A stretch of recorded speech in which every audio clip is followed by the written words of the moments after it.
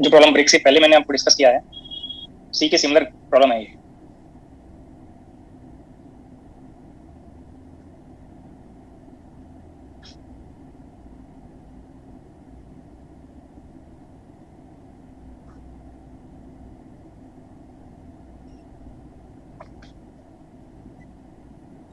इसी के similar problem है, आप चेक करिए, डेटा में माइनर चेंज है।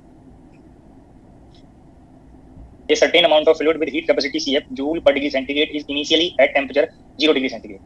It is then brought in contact with a heat bath at temperature of 100 degree centigrade, and the system is allowed to come into equilibrium. In this process, the entropy in joule per degree centigrade of the universe changes by. Universe के लिए entropy change आपको find करना है, और यहाँ पे fluid word है, मैंने आपको वहाँ पे वाटर के लिए प्रॉब्लम नोट कराया हुआ है। तो सबसे पहले आप यहाँ पे थर्मल इक्विलिब्रियम में फ्लूइड का फाइनल टेम्परेचर फाइंड करेंगे जो 100 डिग्री सेंटीग्रेड होगा। इनिशियल टेम्परेचर आपको नोन है और फाइनल टेम्परेचर नोन है, तो फ्लूइड के लिए आप चेंज इन एंट्रोपी फाइंड कर सकते हैं। dq को in terms of heat capacity change in temperature note करेंगे, और हीट कैपेसिटी का नोटेशन CF दिया है।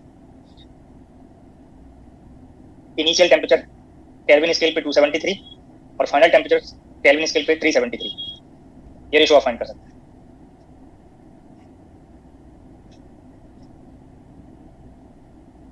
लॉग वैल्यू फाइंड कर लेंगे तो CF के टर्म्स मल्टीपल फैक्टर की वैल्यू आपको पता चल जाएगी, एंड दिस रिजल्ट जो CF का यूनिट है उसी यूनिट में आपको रिजल्ट मिलेगा। ये टर्म यूनिटलेस है। अब हीट बाथ के लिए फाइंड करेंगे, integration dq by t initial to final. Heat bath के लिए टेम्परेचर कांस्टेंट है और टेम्परेचर 373 केल्विन पे कांस्टेंट है। इंटीग्रेशन dq, और जितना अमाउंट फ्लूइड को हीट ट्रांसफर हुआ है उतना ही यहाँ से हीट रिमूव किया, और ये रिजल्ट आप फाइंड करेंगे minus of CF change in temperature, और change in temperature 100 degree centigrade है। ये रेशियो फाइंड करेंगे तो इन टर्म्स ऑफ CF आपको ये हीट बाथ के लिए change in entropy CF unit में कंफर्म हो गया।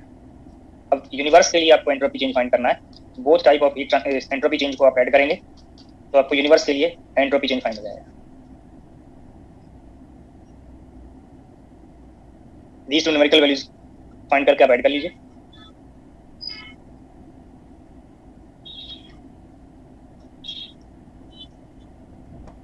डी ऑप्शन से मैच कर जाएगा जब ऐड करेंगे।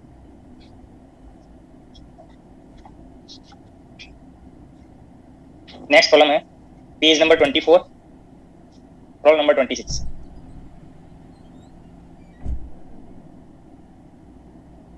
Page number 24 problem number 16, sorry, page number 24 problem number 16। Statement read कर लीजिए।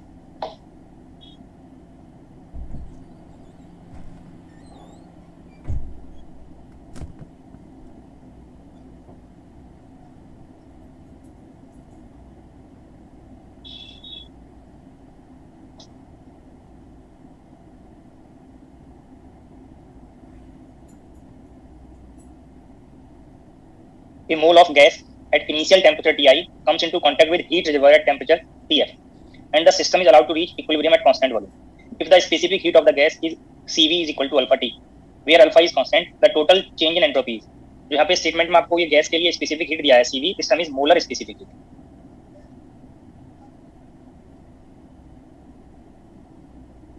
ये मोलर स्पेसिफिक हीट है।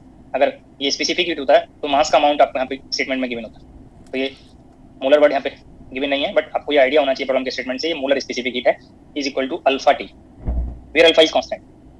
Total change in entropy find करना है। Total change in entropy means आपको यूनिवर्स के लिए एंट्रोपी चेंज फाइंड करना है। तो पहले आपको गैस के लिए एंट्रोपी चेंज सेपरेटली फाइंड कर लें, फिर रिजर्वायर के लिए एंट्रोपी चेंज फाइंड कर लें, और बोथ को कंबाइन कर देंगे टोटल एंट्रोपी चेंज फाइंड करने के लिए। तो चाहे सेपरेटली फाइंड कर लें या आप इसको यहाँ पे delta S for gas and delta S for reservoir आप एक साथ भी फाइंड कर सकते हैं। Integration dq by t for gas, initial to final आप इंटीग्रल करेंगे गैस के लिए, तो dq को आप नोट करेंगे Cv dt। अगर number of moles n moles होते, 2 मोल्स होते, तो यहाँ पे नंबर ऑफ मोल्स मल्टीप्लाई कर लेते हैं। कांस्टेंट वॉल्यूम पे हीट ट्रांसफर आइडल गैस के लिए आप Cv dt आप नोट कर सकते हैं गैस के लिए। अब रिजर्वायर के लिए आप फाइंड करें, यहाँ पे लिमिट भी नोट कर दें। Cv आपको टेम्परेचर वेरिएशन दिया हुआ है, इनिशियल स्टेट में टेम्परेचर गैस का Ti है, और तब तक इसको हीट ट्रांसफर होगा जब तक गैस का टेम्परेचर रिजर्वायर के टेम्परेचर से मैच ना कर जाए, और रिजर्वायर का टेम्परेचर है Ti। अब रिजर्वायर के लिए amount of heat transfer for reservoir divided by temperature of reservoir जो कांस्टेंट है Tf। ये मोर टाइम आपको प्रिंट हो गया है सिमिलर एक्सप्रेशन। मैंने सेपरेटली ये इंटीग्रल dq by t को t कांस्टेंट लिया और रिजर्वायर के लिए हीट ट्रांसफर नोट हो गया, बट जितना अमाउंट वाटर को इसको गैस को ट्रांसफर होगा उतना ही यहाँ पे माइनस अमाउंट इंक्लूड हो जाएगा। तो ये फर्स्ट टर्म को आप इंटीग्रेट करेंगे, सीवी की वैल्यू प्लेस करेंगे, अल्फा कांस्टेंट है, इंटीग्रेशन dt, टेम्परेचर यहाँ पे कैंसिल आउट हो गया। अब जब dq आप यहाँ पे फाइंड करेंगे तो डेल्टा क्यू फॉर गैस आ जाएगा माइनस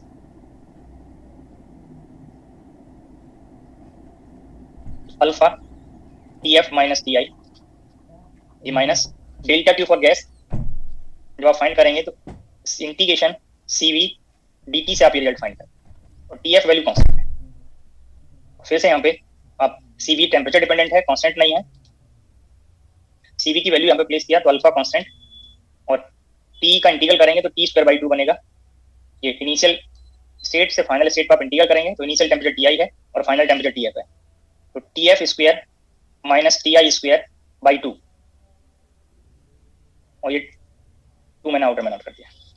ये आपको correct expression change in entropy, total change in entropy के लिए मिलेगा। देखो ऐसा ये रिजल्ट कहीं ऑप्शन में प्रेजेंट नहीं है, ये बना जिसने भी क्वेश्चन बनाया जिस एग्जामिनर ने इस माइनस साइन को यहाँ पे इग्नोर कर दिया है, जो रॉन्ग है, क्योंकि जितने रिजर्वायर की एंट्रोपी चेंज जब आप फाइंड करेंगे तो रिजर्वायर की एंट्रोपी चेंज जिससे आप हीट रिमूव कर रहे हैं उसके लिए तो एंट्रोपी डिक्रीज करेगी, यहाँ पे ये नेगेटिव में आएगा। तो एप्रोप्रिएट आंसर पे आप जा सकते हैं जो डी ऑप्शन में मैच करेगा, बाकी ऑप्शन ऐसे मैच नहीं कर रहा है, बाकी करेक्ट आंसर ये बनेगा।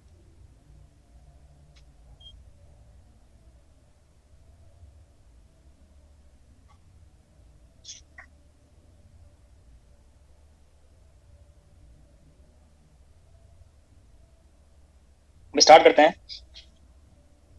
Heat engine.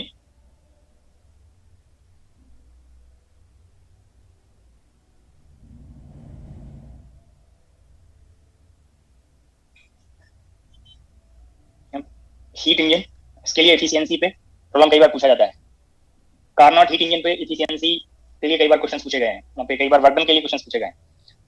तो यहाँ पे पहले हीट इंजन का बेसिक डेफिनेशन आपको पता होना चाहिए, उसके लिए एफिशिएंसी का बेसिक डेफिनेशन आपको पता होना चाहिए, क्या मेन पार्ट होंगे हीट इंजन के लिए, फिर उसमें क्या आप आइडियल एजम्पशंस ले सकते हैं, उससे फिर कार्नोट इंजन के लिए आप कंडीशन फाइंड कर सकते हैं। तो heat engine a cyclic device,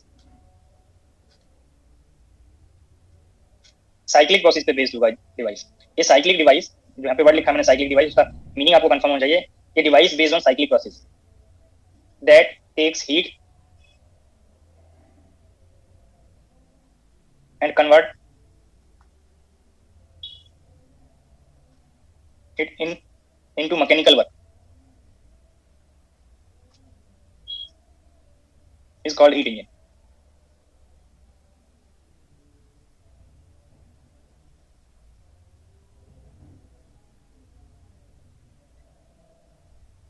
three main part होंगे हीट इंजन के, एक हाई टेम्परेचर रिजर्वायर जिसको आप सोर्स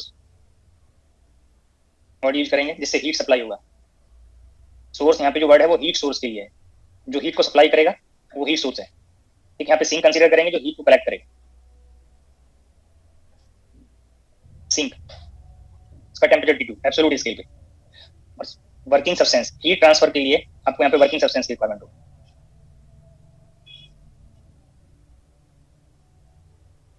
यहाँ पे वर्किंग सब्सटेंस आप फिल करेंगे, वर्किंग सब्सटेंस।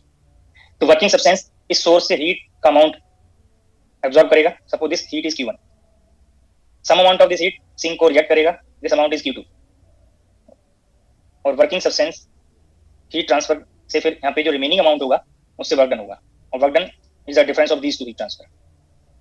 देखो यहाँ पे जो ये नोटेशंस हैं Q1 Q2, Q1 is the heat taken from source, heat taken by working substance from source, तो जब वर्किंग सब्सटेंस के लिए इस अमाउंट की बात करेंगे तो ये पॉजिटिव होना चाहिए।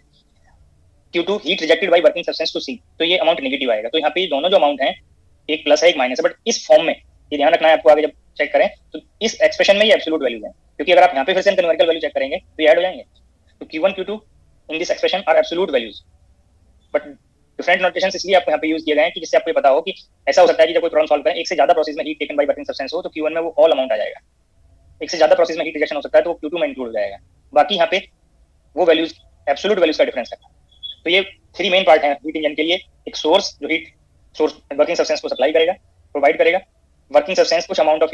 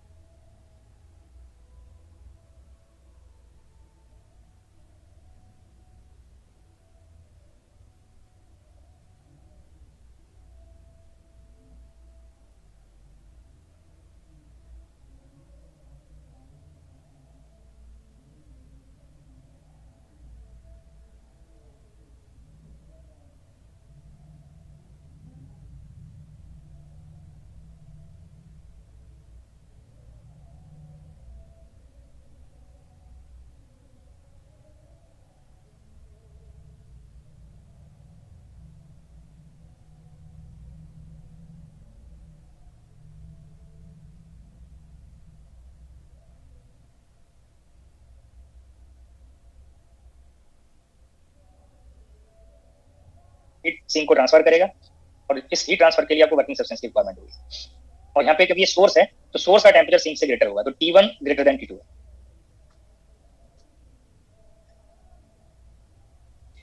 अब यहाँ पे एनर्जी कंजर्वेशन से जो अगर इस पर्टिकुलर वर्किंग सब्सटेंस को आप रेफरेंस लें तो हीट की डायरेक्शन के कॉरस्पॉन्डिंग यहाँ पे एनर्जी के ट्रांसफर के कॉरस्पॉन्डिंग ये Q1 ये इनवर्ड फ्लो है वर्किंग सब्सटेंस के लिए और Q2 और W आउटवर्ड फ्लो है। तो अभी भी अगर आप यहाँ पे कंपेयर करें तो एनर्जी कंजर्वेशन है Q1 is equal to W plus Q2।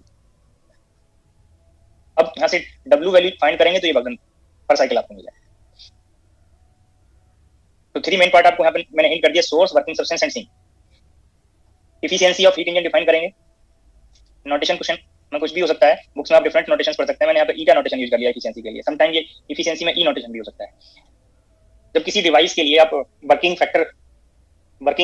को कंपेयर करना, उसकी परफॉर्मेंस को कंपेयर करना है तो आप उसके लिए कोई इंडिकेटर फैक्टर डिफाइन करते हैं। और यहाँ पे थोड़ा फिर से इलेक्ट्रॉनिक्स को रेफरेंस लें, पहले भी मैंने इलेक्ट्रॉनिक्स का रेफरेंस हिंट किया था। वहाँ पे आप ट्रांजिस्टर के लिए, एम्पलीफायर के लिए गेन फाइंड करते हैं। तो गेन ऑलवेज आप आउटपुट टू इनपुट आप डिफाइन करते हैं। तो सेम रोल यहाँ पे है।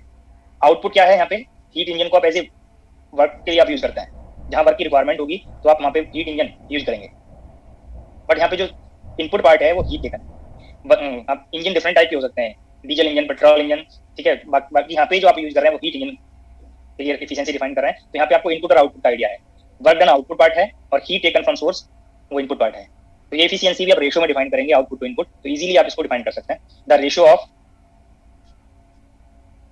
Work done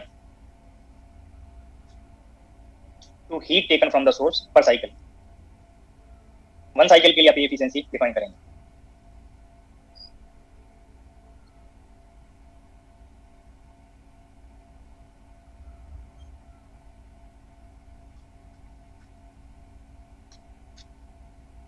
It's called efficiency of heat engine.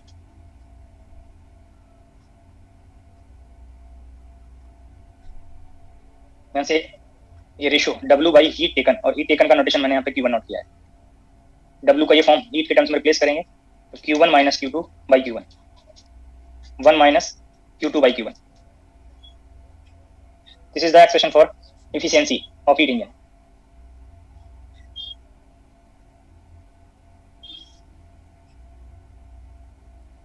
इसी में आप रेफ्रिजरेटर भी डिफाइन कर सकते हैं। रेफ्रिजरेटर के लिए आपको हीट को रिमूव करना है, लो टेम्परेचर बॉडी से हीट को आपको रिमूव करना है। कूल करने के लिए आप जो सराउंडिंग का टेम्परेचर है या एटमॉस्फेयर का टेम्परेचर है उस टेम्परेचर पे डिफरेंट बॉडीज से आप हीट रिमूव करके उनको कूल करने के लिए रेफ्रिजरेटर को आप यूज करते हैं। तो रेफ्रिजरेटर का डेफिनेशन और उसके कॉरस्पॉन्डिंग जैसे एफिशिएंसी यहाँ पे डिफाइन किया हीट इंजन के लिए, अब वहाँ पे भी वर्किंग के लिए फैक्टर डिफाइन करेंगे, कोफिशिएंट ऑफ परफॉर्मेंस। तो नेक्स्ट स्लाइड में मैं रेफ्रिजरेटर डिस्कस नोट कर रहा हूँ।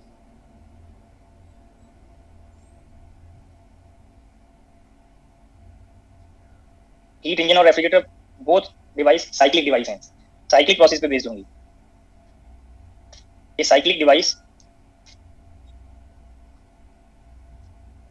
That removes heat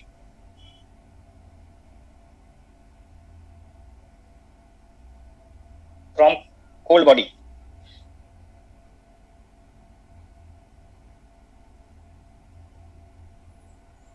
and adding और प्रोवाइड टू हॉट बॉडी। इस रेफ्रिजरेटर में ये स्पॉन्टेनियस फ्लो नहीं होगा हीट का, उसके लिए आपको कंप्रेसर रेफ्रिजरेटर में इंक्लूड करना पड़ेगा। तो कंप्रेसर के थ्रू ये कोल्ड बॉडी से हीट रिमूव होगा और हॉट बॉडी को प्रोवाइड होगा।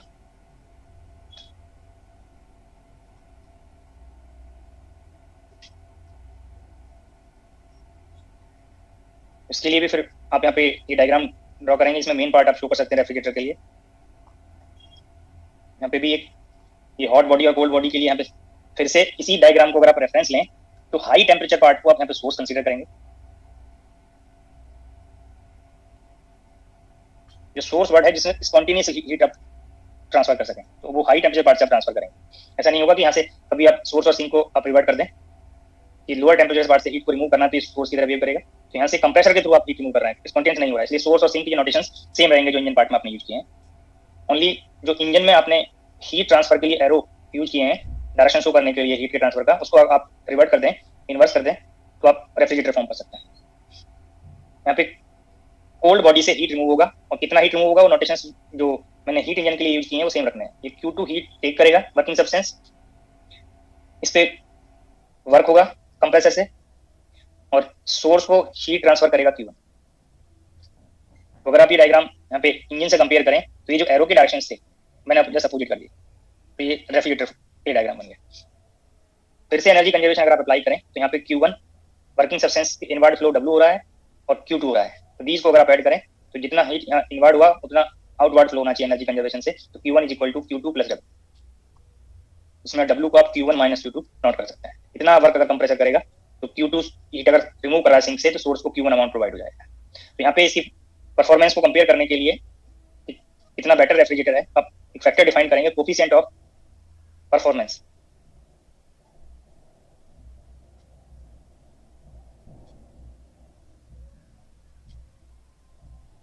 इसको मैंने के से रिप्रेजेंट कर दिया कोफिशिएंट ऑफ परफॉर्मेंस को।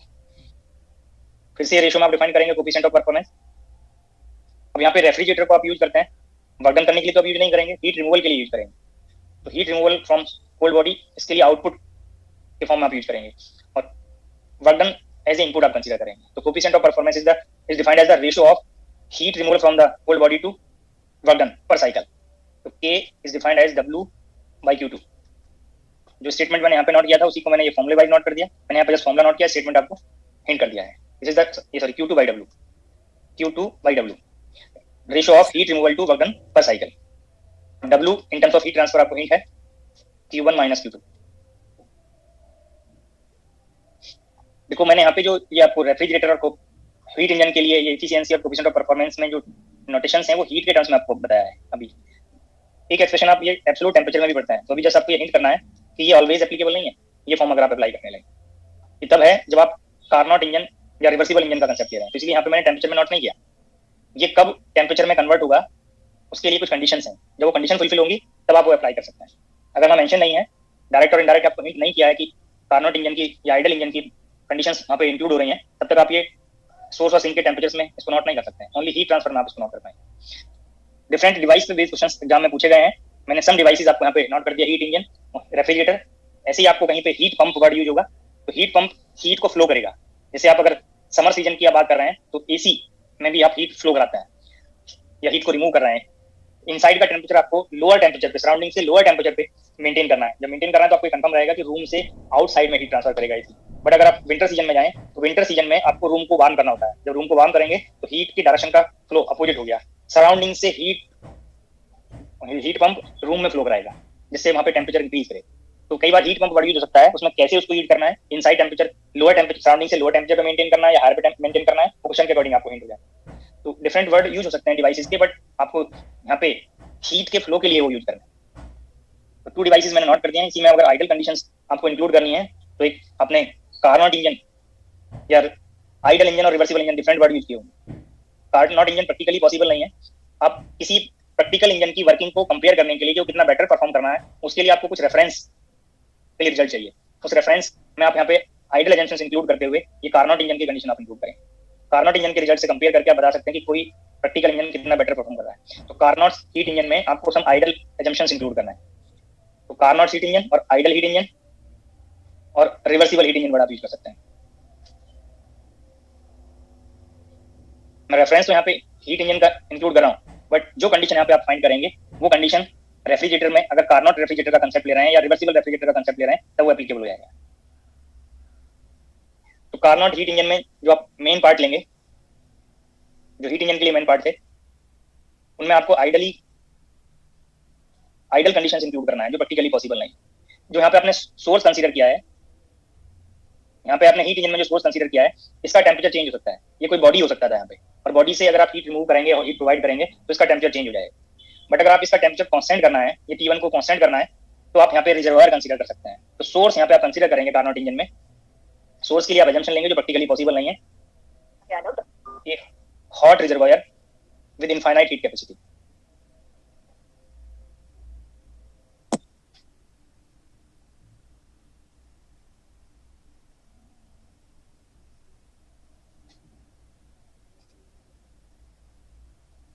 जब इनफाइनाइट हीट कैपेसिटी का कंसेप्ट यहाँ पे इंक्लूड हो गया तो उसका टेम्परेचर कांस्टेंट रहेगा एट एब्सोल्यूट टेम्परेचर T1, जो प्रैक्टिकली पॉसिबल नहीं है। सेकंड, जो आप यहाँ पे सिंक कंसीडर करेंगे, सिंक के लिए भी आपको रिजर्वायर ही कंसीडर करना, आइडल रिजर्वायर कंसीडर करना है। बट यहाँ पे जो रिजर्वायर कंसीडर करेंगे इस टेम्परेचर से लोअर टेम्परेचर पर आप कंसीडर करेंगे। एक कोल्ड रिजर्वायर, कोल्ड वार्ड इसलिए यूज कर रहे हैं, यहाँ पे जो हाई टेम्परेचर पार्ट है उसका टेम्परेचर हायर होने से उसको हॉट वार्ड यूज किया है, जो लोअर टेम्परेचर है उसको कोल्ड आप यूज करेंगे। कोल्ड रिजर्वायर, इसके लिए भी हीट कैपेसिटी इनफाइनाइट होगा, जिससे हीट ट्रांसफर से टेम्परेचर कांस्टेंट रहे। Infinite heat capacity eight absolute temperature T2 that is less than T1. Third, working substance,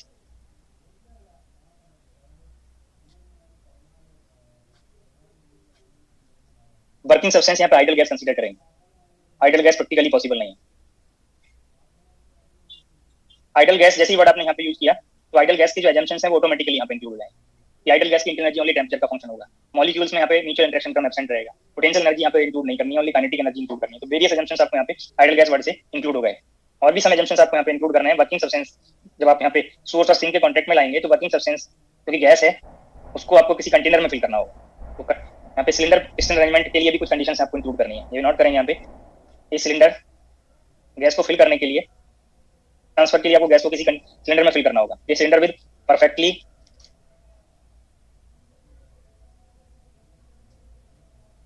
insulating valves,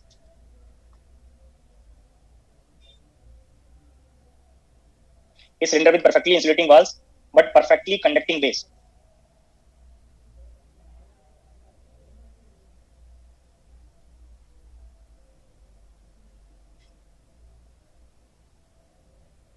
gas को एक्सपेंड और कंप्रेस करने के लिए यहाँ पे आपको पिस्टन की रिक्वायरमेंट होगी एंड फिटेड विद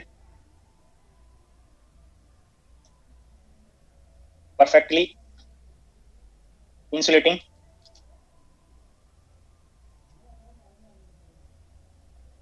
पिस्टन। इसी में एक और वर्ड यूज कर सकते हैं, insulate, perfectly insulating and frictionless piston, जिससे जब पिस्टन का मोशन होगा with respect two cylinder valves वहां पे कोई एनर्जी लॉस ना हो, जिससे रिवर्सिबल प्रोसेस की कंडीशन फुलफिल हो जाए। इसलिए वर्ड यहाँ पे यूज करें रिवर्सिबल हीटिंग है। Perfectly insulating and frictionless piston. और एक यहाँ पे आपको परफेक्टली इंसुलेटिंग स्टैंड कंसीडर करना है।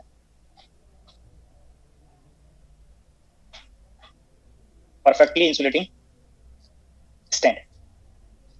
तो ये सम पार्ट आपको मैंने यहाँ पे नोट कर दिया। ये वर्किंग सब्सटेंस को फिल करने के लिए कंडीशन है। इसके अलावा आपको यहाँ पे नेक्स्ट पार्ट नोट कर दिया। इनकी रिक्वायरमेंट क्या है, दीज वर्ड से कंफर्म हो जाएगा।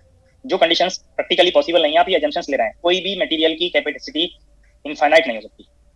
किसी भी प्रैक्टिकल या रियल मटेरियल की हीट कैपेसिटी जब इनफाइनाइट नहीं होगी तो उसके टेम्परेचर में जरूर चेंज आएगा, उसका टेम्परेचर मेंटेन नहीं रहेगा। तो इसलिए सोर्स और सिंक जो यहाँ पे ले रहे हैं ये आप आइडली कंसीडर कर रहे हैं। वर्किंग सब्सटेंस, कोई भी मटेरियल 100% इंसुलेटिंग बिहेवियर नहीं रखता है, कुछ ना कुछ उसका थर्मल कंडक्टिविटी जरूर होगा। इट मींस उससे आउटसाइड में सराउंडिंग्स को कुछ ना कुछ हीट ट्रांसफर जरूर हो जाएगा। कोई भी मटेरियल 100% कंडक्टिंग नहीं हो सकता है, इसलिए जो बेस है उसमें कहीं ना कहीं एनर्जी लॉस होगा, उससे हीट जनरेट हो जाएगा, बेसल को भी हीट ट्रांसफर हो जाएगा। तो ये कोई भी मटेरियल 100% स्मूथ नहीं हो सकता है, कहीं ना कहीं फ्रिक्शन में एनर्जी जरूर लॉस होगा। तो ये जो एजम्पशंस हैं वो प्रैक्टिकली पॉसिबल नहीं है। ये सब आइडल कंडीशंस हैं जो रिवर्सिबल प्रोसेस को फुलफिल करने के लिए रिक्वायर्ड होंगी। इसलिए Carnot heat engine is also known as ideal और रिवर्सिबल हीट इंजन। ये फिर से आप यहाँ पे ये डायग्राम कंसीडर करेंगे और इसी के साथ आप यहाँ पे साइक्लिक प्रोसेस को कंसीडर रेफरेंस लेना है एफिशिएंसी के एक्सप्रेशन के लिए। तो यहाँ पे पीवी डायग्राम रेफरेंस लेंगे साइक्लिक प्रोसेस के। और ये कोई भी बुक आप पढ़े होंगे कार्नोट साइकिल के लिए, तो ये ऑल बुक्स में ये साइक्लिक प्रोसेस आपको गिवन होगा। इसी से कार्नोट इंजन की एफिशिएंसी का एक्सप्रेशन डिस्कस किया होगा।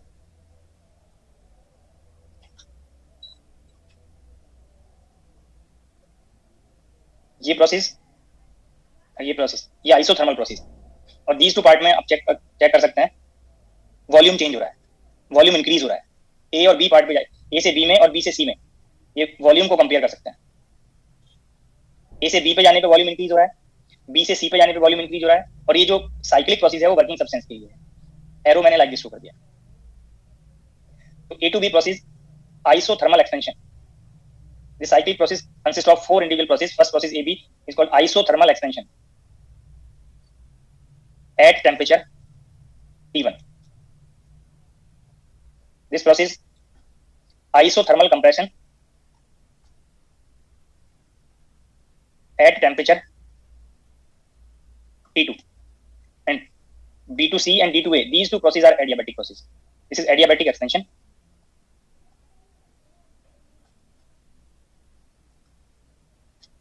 And this adiabatic compression. तो यहाँ पे टू प्रोसेस में एक्सपेंशन है, टू प्रोसेस में कंप्रेशन है, टू प्रोसेस आइसोथर्मल है, टू प्रोसेस एडियाबैटिक है।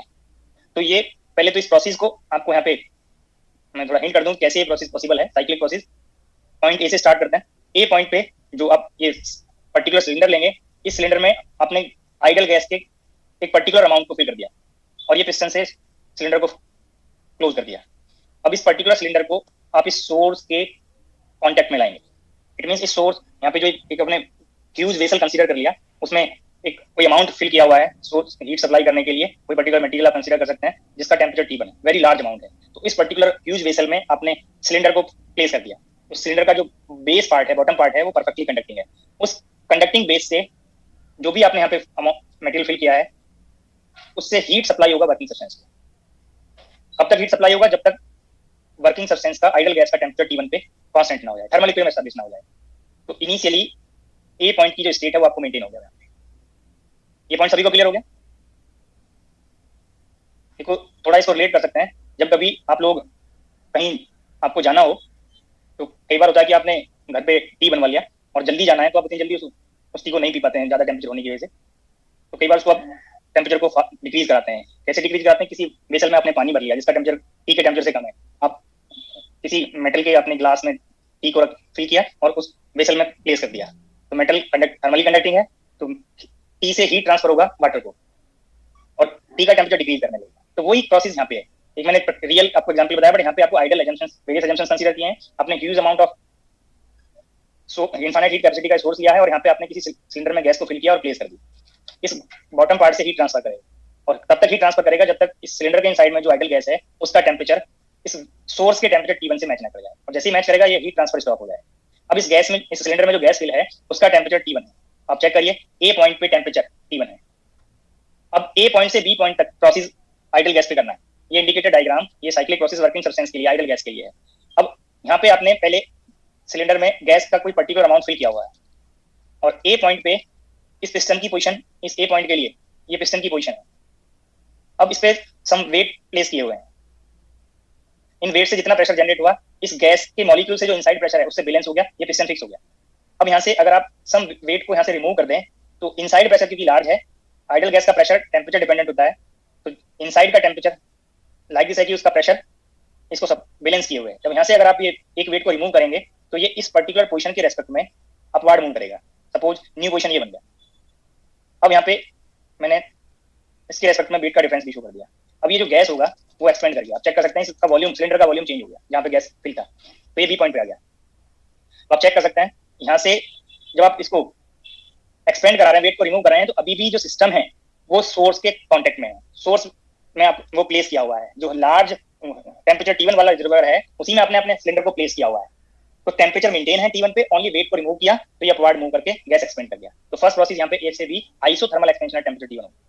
अब इस पर्टिकुलर पोजीशन से आप सिलेंडर को सोर्स से रिमूव करेंगे और रिमूव करके परफेक्टली इंसुलेटिंग बेस, जो परफेक्टली इंसुलेटिंग स्टैंड जो आपको यहाँ पे नोट कराया है, इस स्टैंड पे इस सिलेंडर को प्लेस कर दें। रीजन क्या है कि इसके बॉटम पार्ट से, सिलेंडर के बेस से हीट रिमूव हो सकता है, हीट ट्रांसफर हो सकता था। उस हीट ट्रांसफर को भी आपको यहाँ पे स्टॉप करना है और स्टॉप करके आप एडियाबैटिक प्रोसेस परफॉर्म कर सकते हैं यहाँ पे। अब इस पार्ट पे एडियाबैटिक एक्सपेंशन करने के लिए बी से सी पे मूव कराना है गैस को। अब यहाँ से फिर से इस वेट को मैंने रिमूव कर दिया और जैसे इस वेट को रिमूव करेंगे ये पिस्टन फिर से मूव करेगा, अपवार्ड मूव करेगा। तो गैस बी पॉइंट के रेस्पेक्ट में भी पिस्टन का पोजीशन अपवार्ड मूव किया तो एक्सपेंड हो गया, इसका वॉल्यूम चेंज हो गया, अब ये न्यू पोजीशन आ गया। बट यहाँ पे हीट ट्रांसफर नहीं है, हीट ट्रांसफर नहीं हुआ तो प्रोसेस एडियाबैटिक है, बट वॉल्यूम इंक्रीज हो गया, तो अब सी पॉइंट पे आ गए। अब इस पर्टिकुलर कंडीशन से इस सिलेंडर को आप सिंक के कांटेक्ट में लाएंगे। सिंक का टेम्परेचर T2 है। अब इस सिलेंडर को यहाँ पे प्लेस करें। अब यहाँ पे सी से डी पे जाना है। जब इसको इसके कांटेक्ट में आपने प्लेस किया तो जब थर्मल इक्विलिब्रियम एस्टैब्लिश हो जाएगा, जब आपने यहाँ पे हीट ट्रांसफर नहीं किया और इसको एक्सपेंड किया तो इसकी जो इंटरनल एनर्जी है उससे यहाँ पे dq जीरो होने से du प्लस dw पार्ट से ये एक्सपेंशन में पिस्टन पे वर्क किया एक्सपेंड करने के लिए, तो इसकी इंटरनल एनर्जी डिक्रीज हो जाएगी। इंटरनल एनर्जी डिक्रीज होगी तो उसका टेम्परेचर डिक्रीज करेगा, और डिक्रीज होकर टेम्परेचर लाइक दिस एक्सपेंशन हुआ कि टेम्परेचर सी के इक्विवेलेंट आ गया, और सी पे टेम्परेचर T2 है जो सिंक के टेम्परेचर से मैच करता है। अब सिंक और गैस थर्मल इक्विलिब्रियम में, अब इस पर्टिकुलर कंडीशन से यहाँ पे अगर आप वेट को इंक्रीज करेंगे, पहले यहाँ पे 2 वेट है, अब यहाँ पे मैंने जो वेट रिमूव किया था थर्ड वेट आपको फिर से यहाँ पे प्लेस कर दिया। जब यहाँ पे वेट प्लेस करेंगे तो इस इनिशियल पोजीशन के रेस्पेक्ट में ये पिस्टन डाउनवर्ड मूव करेगा, और जब डाउनवर्ड मूव करेगा तो जो वॉल्यूम यहाँ पे गैस का था, अब की बार यहाँ पे लोअर वॉल्यूम में गैस कंफाइंड रहेगा, मींस वॉल्यूम डिक्रीज करेगा, गैस कंप्रेस हो गया, बट कंटिन्यूअसली ये सिंक के कांटेक्ट में है तो इसका टेम्परेचर अभी भी T2 पे मेंटेन रहेगा। तो आप चेक कर सकते हैं ये आइसोथर्मल कंप्रेशन टेम्परेचर T2 है। आपने डी पॉइंट तक गैस को कंप्रेस कर दिया। अब डी से ए पे आएंगे, फिर से इस पिस्टन को, इसको सिलेंडर को यहाँ से सिंक से रिमूव करके फिर से इस इंसुलेटिंग स्टैंड पे प्लेस करेंगे, और यहाँ पे फिर से आप वेट और इंक्रीज कर देंगे, और लाइक दिस वेट इंक्रीज करेंगे कि हीट ट्रांसफर तो आपको नहीं हो रहा है, ये गैस इस ए पॉइंट तक जो वॉल्यूम है उससे कंप्रेस हो जाए। जब कंप्रेस होगा तो फिर से डाउनवर्ड मूव किया, तो जो ए पॉइंट पे पहले वॉल्यूम था कंप्रेस होने से इसका टेम्परेचर इंक्रीज करेगा, इंक्रीज करेगा तो टेम्परेचर इनिशियल टेम्परेचर से मैच करेगा और वॉल्यूम भी ए पॉइंट से मैच करेगा। तो 4 प्रोसेस की रिक्वायरमेंट क्या है वो आपको मैंने यहाँ पे हिंट कर दिया, कैसे वो परफॉर्म कर रहे हैं गैस पे वो मैंने आपको यहाँ पे हिंट कर दिया। सभी कोई पॉइंट क्लियर होंगे? एक्सप्रेशन तो इजीली ड्राइव हो जाएगा, बट ये प्रोसेस कैसे परफॉर्म करना है आइडल गैस पे वो आपको पता होना चाहिए।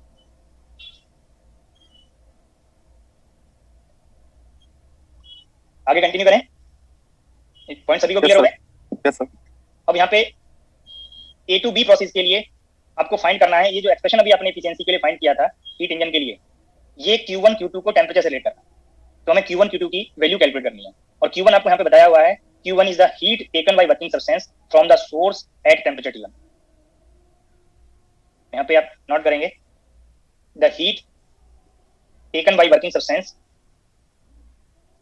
और वर्किंग सब्सटेंस यहाँ पे कार्नोट इंजन में आइडल गैस है।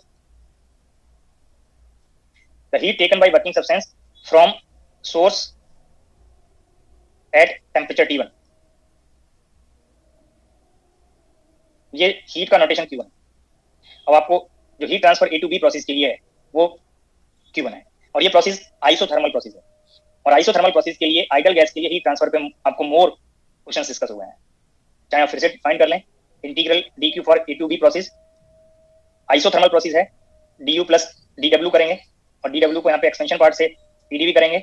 A to B process isothermal process है, आइडल गैस पे परफॉर्म कर रहे हैं तो du वैल्यू 0 होगा। तो इंटीग्रल pdv आइसोथर्मल प्रोसेस के लिए अगर आप n मोल्स आइडल गैस का ले रहे हैं, temperature A to B process में T1 पे कांस्टेंट है, B पॉइंट पे A से B तक आपने एक्सपेंड किया है, B पॉइंट पे वॉल्यूम VB और A पॉइंट पे वॉल्यूम VA। अब चेक कर लीजिए यही रिजल्ट आइसोथर्मल प्रोसेस के लिए आइडल गैस के लिए वर्क डन बताया था, यही पार्ट आपको हीट ट्रांसफर बताया। इस एक्सप्रेशन में कोई डाउट तो नहीं? No sir.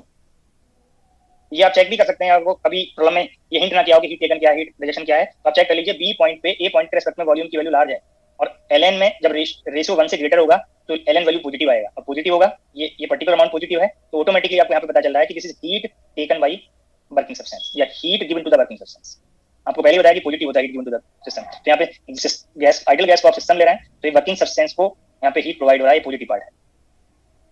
नेक्स्ट यहाँ पे फाइंड करेंगे heat rejected by working substance. Working substance bracket में फिर से मैंने आइडल गैस वर्ड यूज कर दिया, to the sink at temperature T2, ये नोटेशन Q2 बताया है। ये फिर से चेक करिए, C से D प्रोसेस में हीट रिजेक्शन हुआ है, आइसोथर्मल प्रोसेस है, C से D में हीट रिजेक्शन था सिंक को। फिर से ये नोट नहीं कर रहा हूं मैं इस पार्ट को, आइसोथर्मल प्रोसेस के लिए change in energy idol gas के लिए 0 बनेगा, और वर्क डन आइसोथर्मल प्रोसेस के लिए आपको डिस्कस किया हुआ है nRT, बट टेम्परेचर यहाँ पे T2 है। ln देखो यहाँ पे मैंने आपको ये हिंट किया, अगर ये अमाउंट को चेक करना हो, मैं पहले नोट कर रहा हूँ, final value minus initial, final value by initial value, तो VD बाई VC आता है अगर आप कैलकुलेट करते। तो आप यहाँ कंपेयर करिए D पॉइंट पे और C पॉइंट पे वॉल्यूम को कंपेयर करिए, D पॉइंट पे वॉल्यूम C पॉइंट पे वॉल्यूम से स्मॉल है, तो ये रेशियो 1 से लेस आएगा, तो ये अमाउंट सभी को पता चल गया नेगेटिव बनेगा। इस एक्सप्रेशन में ये जो Q2 अमाउंट है सभी को पता चला नेगेटिव है जी सर। तो जब नेगेटिव होगा तो वर्किंग सब्सटेंस से हीट रिजेक्ट हो रहा है, वही पार्ट आपको यहाँ पे नोट कराया है, बट कितना अमाउंट रिजेक्ट हुआ वो आपको यहाँ पे एब्सोल्यूट वैल्यूज लेनी है। तो ये एब्सोल्यूट बनाने के लिए अगर न्यूमेरिकल वैल्यूज क्वेश्चन में प्लेस करते तो ये माइनस करते, और माइनस करने से ये माइनस इसको इन्वर्ट कर देता, और ये मैंने अनदर वे में ये हिंट किया कि जब आप एक्सप्रेशन ले रहे हैं 1 माइनस Q2 बाई Q1, तो ये Q1 Q2 वहाँ पे न्यूमेरिकल वैल्यूज प्लेस करनी है, एब्सोल्यूट वैल्यू आपको साइन इंक्लूड नहीं करना है, तो मैंने इसको पॉजिटिव बनाने के लिए, एब्सोल्यूट बनाने के लिए इसको इन्वर्ट कर। अब ये Q1 Q2 की वैल्यूज टेम्परेचर और वॉल्यूम में आपको फाइंड होगा, इनको कंपेयर करना है, टेम्परेचर से रिलेट करना है, तो ये रेशियो आपको कंपेयर करने पड़ेंगे, दीज टू रेशियो। और रेशियो फाइंड करने के लिए आप एडियाबैटिक प्रोसेस की कंडीशन अप्लाई करेंगे। एडियाबैटिक प्रोसेस आपको आइडियल गैस के लिए डिस्कस किया हुआ है। ये PV power gamma is equal to constant बताया था, बट हमें इस डायग्राम में वॉल्यूम का कंपेरिजन है और टेम्परेचर का, तो यही पार्ट आपको टी और वी में बताया था। ये इक्वेशन भी बताया आपको, प्रेशर को एलिमिनेट कर देंगे तो ये रिलेशन बनेगा।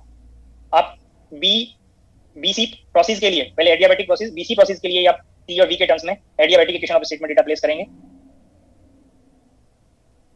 बी पॉइंट पे इस इक्वेशन में प्लेस करना है, बी पॉइंट पे TV power gamma -1 is equal to C point पे टीवी पावर गामा -1, ये आपको इक्वेट करना है। तो बी पॉइंट पे टेम्परेचर है T1, वॉल्यूम है VB, T1 VB power gamma -1। C point पे आप कंपेयर करें, टेम्परेचर है T2, वॉल्यूम VC।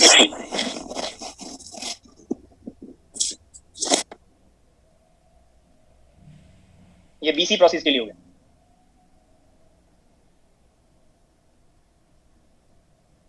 अब जो अनदर एडियाबैटिक प्रोसेस है उस पर अप्लाई करेंगे D2A एडियाबैटिक प्रोसेस।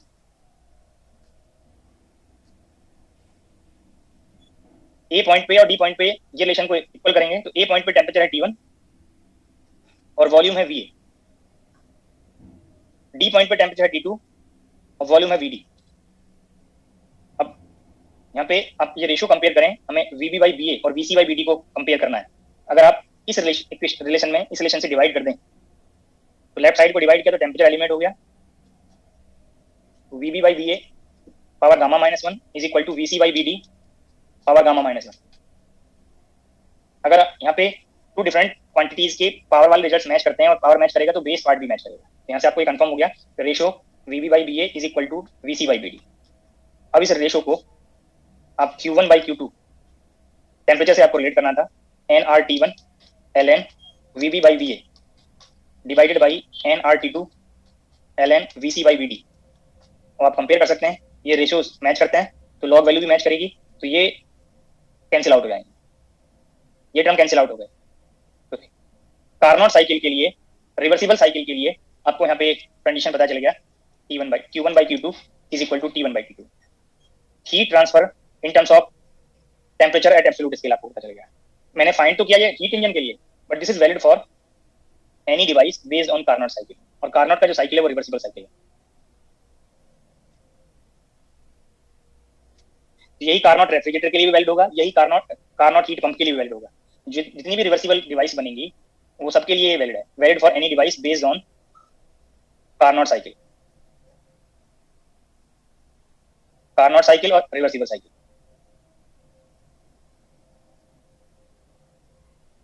फिर से रेफ्रिजरेटर के लिए कंडीशन चेक करने की जरूरत नहीं पड़ेगी, मैंने आपको heat engine, Carnot heat engine में जो रिलेशन बताया वो सभी डिवाइस के लिए कर दिया। अब कार्नोट हीट इंजन के लिए एफिशिएंसी वाले पार्ट पे जाइए, हीट इंजन के लिए 1 - Q2 बाई Q1 आपको बताया है, तो ये रिलेशन, ये रेशियो इन्वर्ट करेंगे तो 1 - T2 बाई T1 में कन्वर्ट होता है।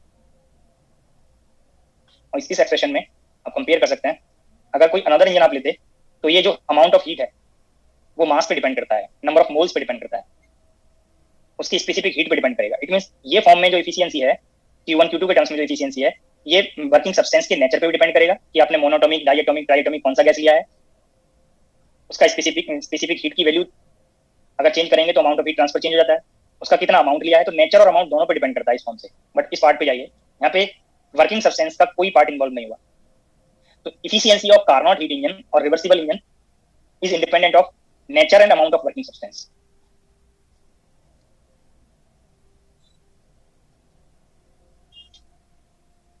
मैंने स्टार्टिंग से n मोल कंसीडर किए हैं, आप चेक कर सकते हैं यहाँ से, ये अमाउंट है, बट अमाउंट का एक्सप्रेशन में कोई रोल नहीं है। आप 1 मोल लेते, 10 मोल लेते, 20 मोल लेते, अगर सोर्स और सिंक के टेम्परेचर T1 T2 हैं तब ये रिजल्ट सेम आए। तो नेचर एंड अमाउंट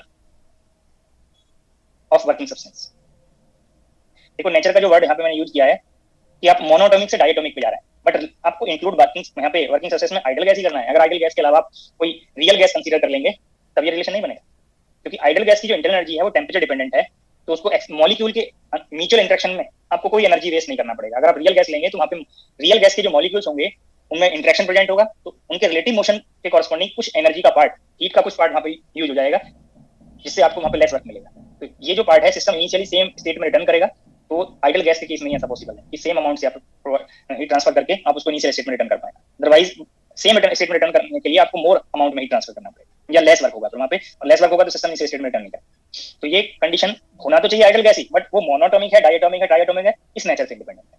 रिलेटिविस्टिक है, नॉन रिलेटिविस्टिक है, इस नेचर से इंडिपेंडेंट। अब ये आपको एफिशिएंसी को अगर इंक्रीज करना है तो ये रेशो को आपको डिक्रीज करना पड़ेगा।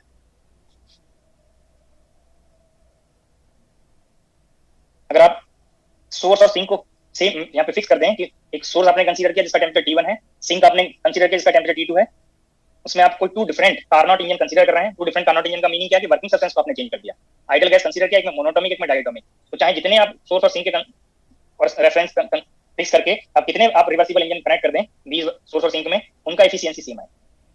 रिवर्सिबल के लिए एफिशिएंसी सेम बनेगा, और ये एफिशिएंसी ऑलवेज रिवर्सिबल इंजन से ग्रेटर बनेगा। ये कार्नोट थ्योरम आप पढ़ते हैं। अगर सोर्स और सिंक में आप डिफरेंट रिवर्सिबल इंजन कनेक्ट कर रहे हैं तो उनकी एफिशिएंसी सेम आएगी, जो आपको इनडायरेक्टली यहाँ पे हिंट कर दिया है। जो वर्किंग सब्सटेंस के नेचर अमाउंट से इंडिपेंडेंट होगा, तो आप डिफरेंट रिवर्सिबल इंजन फॉर्म करने के लिए आप या तो नेचर या अमाउंट ऑफ वर्किंग सब्सटेंस का चेंज करेंगे। सोर्स और सिंक सेम रखेंगे, और सोर्स और सिंक सेम रखा है। एक सोर्स का टेम्परेचर T1 और सिंक का temperature T2, all three engine के लिए। टू इंजन यहाँ पे रिवर्सिबल है, एक इंजन इरिवर्सिबल है, तो these थ्री इंजन में सोर्स और सिंक थ्री इंजन के लिए सेम रखे हैं, तो एफिशिएंसी रिवर्सिबल का मैच करेगा और इरिवर्सिबल से ग्रेटर आएगा।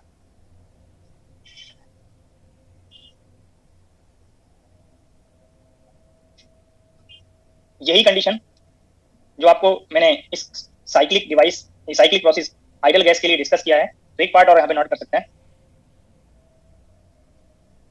Delta S for universe for reversible process. यहाँ पे स्टेटमेंट में मेंशन है कि ये जो साइक्लिक प्रोसेस है वो रिवर्सिबल है, और रिवर्सिबल प्रोसेस के लिए आपको आज मैंने चेंज इन एंट्रोपी जब डिस्कस किया है तो ये स्टेटमेंट आपको नोट कराया हुआ है। रिवर्सिबल प्रोसेस के लिए यूनिवर्स का एंट्रोपी चेंज 0 आता है। तो आपको यहाँ पे कंफर्म हो गया, कार्नोट साइकिल वर्ड यूज हो, Carnot engine, Carnot refrigerator, Carnot heat pump, कोई भी वर्ड आए, रिवर्सिबल और आइडल, these थ्री कोई भी वर्ड हो किसी भी डिवाइस के लिए, तो आपको ये कंफर्म रहेगा कि डेल्टा एस फॉर यूनिवर्स यहाँ पे 0 बनेगा, क्योंकि रिवर्सिबल प्रोसेस में आपको 0 बताया है। अब इस यूनिवर्स को यहाँ पे जब आप सिस्टम और सराउंडिंग में नोट करेंगे, तो सिस्टम यहाँ पे है वर्किंग सब्सटेंस, और सराउंडिंग्स है यहाँ पे रिजर्वायर, सोर्स और sink.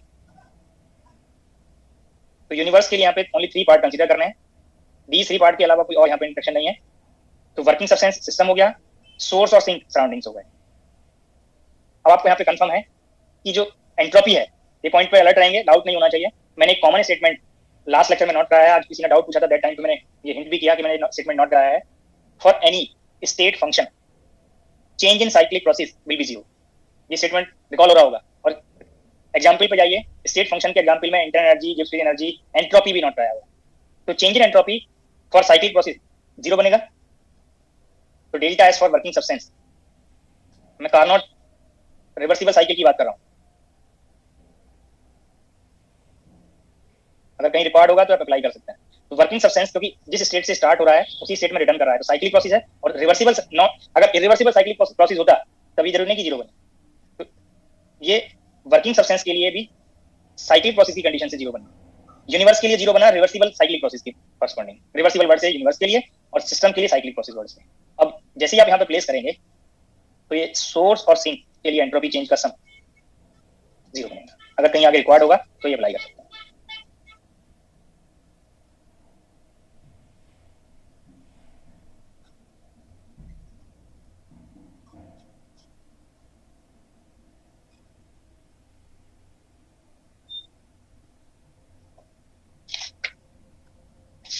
Page number 20,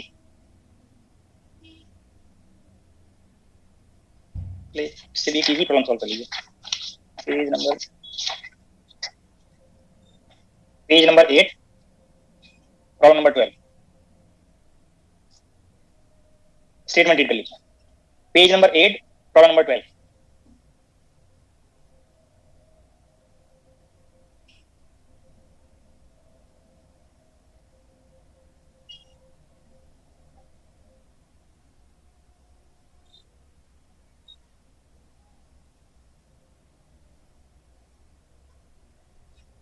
statement read हुआ? Yes, sir. An amount of heat Q is transferred from a heat reservoir at temperature TA to another heat reservoir at temperature TB. What is the change in entropy delta S of the combined system?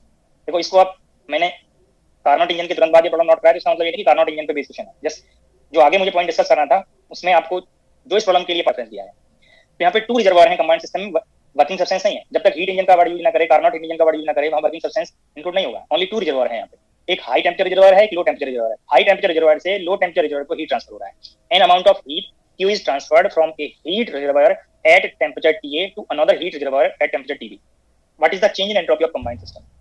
So delta S for combined system can be written as delta S for reservoir A plus delta S for reservoir B.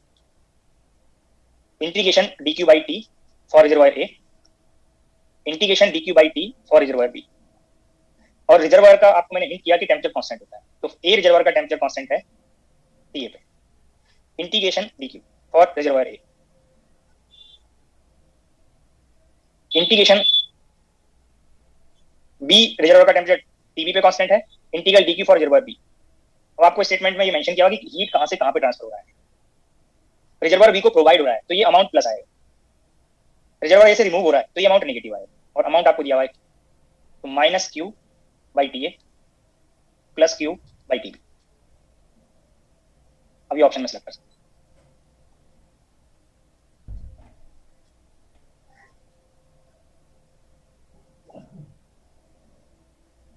First option correct.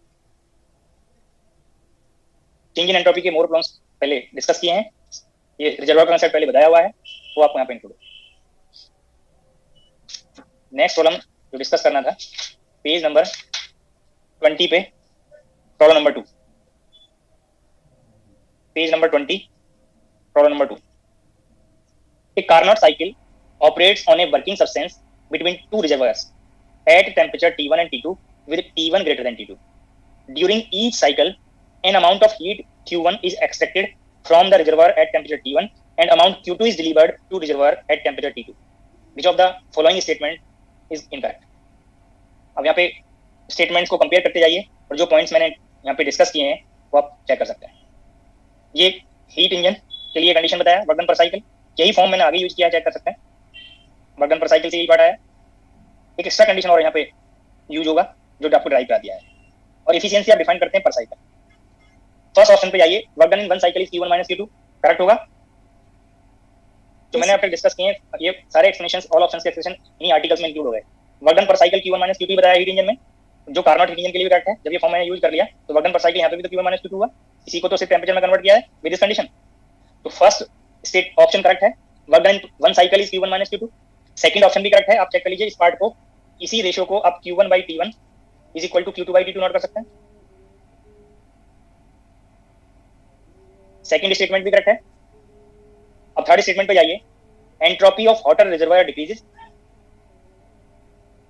यहाँ पे आपको ये hint किया source से heat remove कर रहे हैं, Q1 amount remove कर रहे हैं, तो आप चेक करिए यहाँ पे एंट्रोपी ऑफ वाटर रिजर्वायर इस फॉर्म से आप फाइंड कर सकते थे। डिक्रीज हो रहा है तभी तो माइनस आया, सेम मेथड से आप फाइंड कर सकते थे। तो यहाँ पे entropy of water reservoir, source से आपने Q1 अमाउंट रिमूव किया तो माइनस आ गया रिमूवल से, और उसका टेम्परेचर T1 है।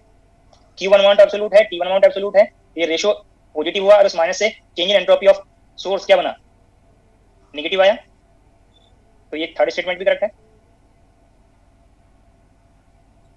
लास्ट स्टेटमेंट को रीड करिए, entropy of universe consisting of working substance and two reservoir increases. मैंने आपको ये आर्टिकल में कि आगे रिक्वायर्ड होगा, आप चेक कर सकते हैं यहाँ पे। Entropy of universe, entropy change of universe zero बताया है, पहले भी हिंट किया कि रिवर्सिबल के लिए जीरो होता है। these three part, source, sink और वर्किंग सब्सटेंस का एंट्रोपी चेंज जीरो है, तो क्या यूनिवर्स का एंट्रोपी इंक्रीज करेगा, बोलिए। तो ये डी ऑप्शन आपको यहाँ पे इनकरेक्ट है, correct option D statement incorrect है।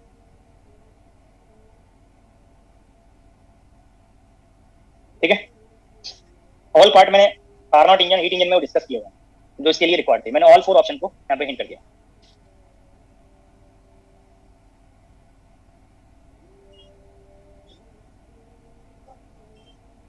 हमको फर्स्ट लॉ डिस्कस हो गया, फर्स्ट लॉ के लिमिटेशंस डिस्कस हो गए, एप्लीकेशंस हो गए।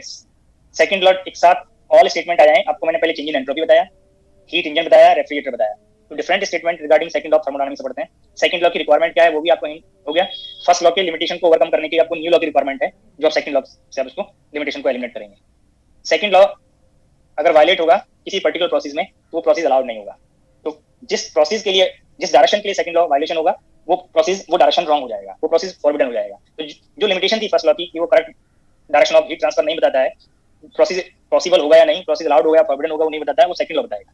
तो सेकंड लॉ ऑफ थर्मोडायनामिक्स के रिगार्डिंग आप 3 स्टेटमेंट पढ़ते हैं, Kelvin Planck statement, Clausius statement और in terms of change in entropy.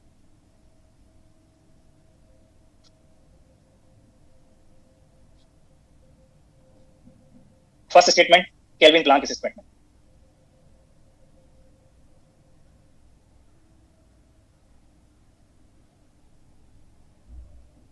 अगर मैं आपको पहले हीट इंजन डिस्कस नहीं करता तो आप ये मेमोराइज करते, जो सबसे पहले हो सकता है सम कैंडिडेट मेमोराइज करते भी आए होंगे, बट हीट इंजन को आप चेक करिए। ये मैंने आपको मेन पार्ट बता दिया, इसका डेफिनेशन बता दिया, इसका एफिशिएंसी बता दिया। कोई हीट इंजन आपको कंस्ट्रक्ट करना है तो ये मेन पार्ट आपको रिक्वायर्ड होंगे, सोर्स भी रिक्वायर्ड होगा जिससे हीट रिमूवल होगा, वर्किंग सब्सटेंस की रिक्वायरमेंट होगी, सिंक की रिक्वायरमेंट होगी। कोई ऐसा आप हीट इंजन कंस्ट्रक्ट नहीं कर सकते जिसमें आप सिंक को कोई अमाउंट ऑफ हीट ट्रांसफर ना करें और उसे वर्क ओपन करें। इस पार्ट के लिए सेकंड लॉ वैलिड है। अगर ऐसा इसमें कोई चेंज करते हैं कि अगर विदाउट सिंक आप हीट इंजन कंस्ट्रक्ट करेंगे तो सेकंड लॉ वायलेट हो जाएगा। वही यहाँ पे स्टेटमेंट केल्विन प्लैंक स्टेटमेंट के लिए है, तो आप नोट करेंगे it is impossible, it is impossible to construct a device operating in cycle,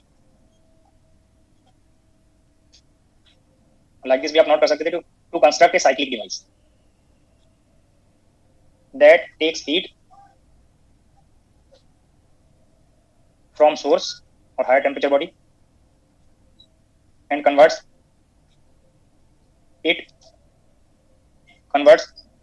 into mechanical work completely.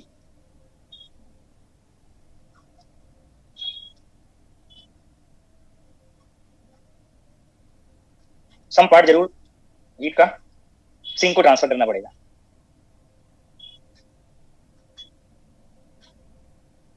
Without leaving any change anywhere.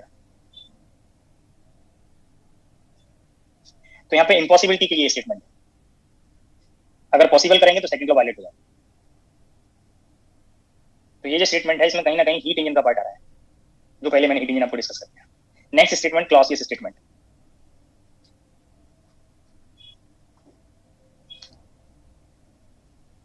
Clausius statement refrigerator की करस्पॉन्डिंग, आप अगर statement को रिकॉल कर पाए तो इसको आप नोट कर सकते हैं। रेफ्रिजरेटर में कोल्ड बॉडी से हीट रिमूवल होता है with the help of compressor. अगर आप कंप्रेसर वहां पे इन्वॉल्व नहीं कर रहे हैं तो आप रेफ्रिजरेटर को कंस्ट्रक्ट नहीं कर सकते हैं। It is impossible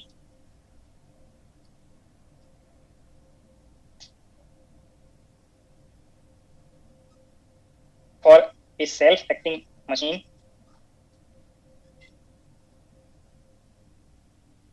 device word use कर सकते हैं, operating in cycle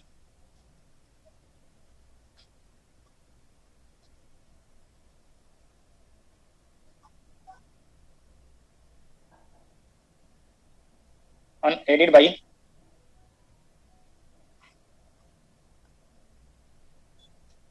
external device और एक्सटर्नल एजेंसी। कोई अनदर पार्ट आपको उस डिवाइस के आउटर में कंसीडर करना पड़ेगा, अदरवाइज आप फॉर्म नहीं कर सकते हैं। टू ट्रांसफर हीट और to convey heat from cold body to hot body.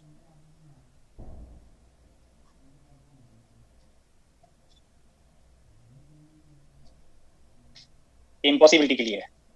It means अगर आपको किसी कोल्ड बॉडी से हॉट बॉडी को हीट ट्रांसफर करना है तो जरूर कोई आपको एक्सटर्नल पार्ट उस डिवाइस के आउटर में किसी पार्ट से वर्क करना पड़ेगा। विदाउट वर्क आप ये हीट ट्रांसफर नहीं कर सकते हैं। और इसी में आप लाइक दिस भी नोट कर सकते थे क्लॉसियस स्टेटमेंट को, heat can not flow spontaneously from cold body to hot body.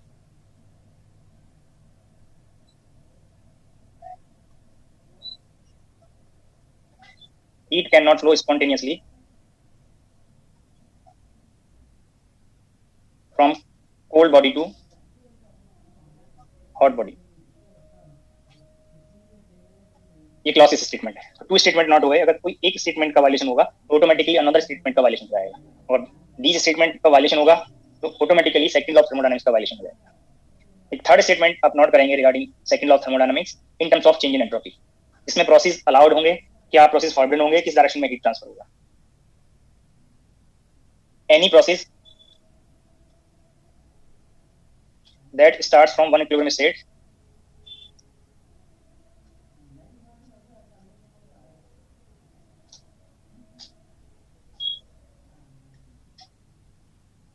and ends in another equilibrium state.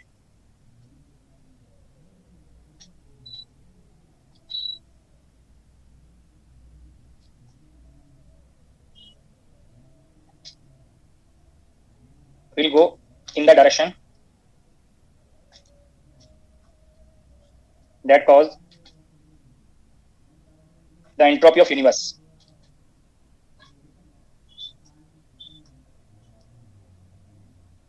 Universe के लिए सिस्टम और सराउंडिंग जो आपको पहले हिंट किए हुए हैं.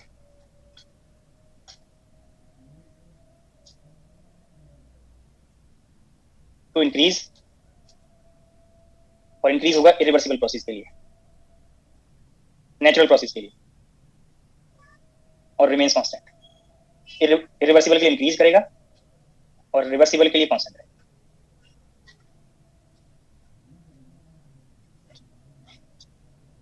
तो कोई प्रोसेस किस डायरेक्शन में होगा वो आप यहाँ पे मैंने नोट करा दिया. जिस डायरेक्शन में यूनिवर्स का एंट्रोपी या तो इंक्रीज करे या कांस्टेंट आए. इरिवर्सिबल के लिए इंक्रीज करेगा श्योरली, और रिवर्सिबल के लिए कांस्टेंट होगा. जिस डायरेक्शन में यूनिवर्स का एंट्रोपी चेंज नेगेटिव आएगा वो प्रोसेस अलाउड नहीं होंगे, वो डायरेक्शन फॉरबिडन हो जाएंगे. तो ये सेकंड लॉ ऑफ थर्मोडायनामिक्स का स्टेटमेंट है इन terms of change in entropy. इसी को मैथमेटिकल फॉर्म आप जो डेफिनेशन मैंने एंट्रोपी चेंज का बताया उससे रिलेट करके नोट कर सकते हैं. Mathematical form of second law of thermodynamics.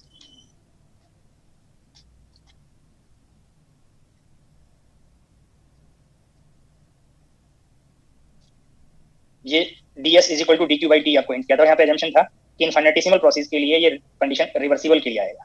और जितने भी लॉज होते हैं, जितने भी थ्योरम्स होती हैं, मैंने आपको पहले भी बताया होगा कि वो आइसोलेटेड सिस्टम के लिए पहले आप फाइंड करते हैं, फिर क्लोज पे जाते हैं, फिर ओपन सिस्टम, जो mostly system realistic system open system को बिलोंग करते हैं. तो जितने भी थ्योरम हैं, जितने भी आपको पहले रिजल्ट्स बताए हैं, प्रिंसिपल्स हैं, वो सब आइसोलेटेड के लिए करेक्ट होते हैं. तो ये रिजल्ट आप चेक करेगा, जो कंडीशन यूनिवर्स पे था वही सिस्टम पे अप्लाई हो गया. This is the mathematical form of second law of thermodynamics for reversible process. अगर आप रिवर्सिबल प्रोसेस लेंगे तो ये ग्रेटर देन बने. तो अगर बोथ प्रोसेस के लिए कंबाइन करना हो, समटाइम ये फॉर्म पढ़ेंगे और इसी पार्ट को समटाइम आप लाइक दिस नोट करेंगे dq is equal to tds. But ये दोनों फॉर्म रिवर्सिबल प्रोसेस के लिए, दोनों सेम फॉर्म है.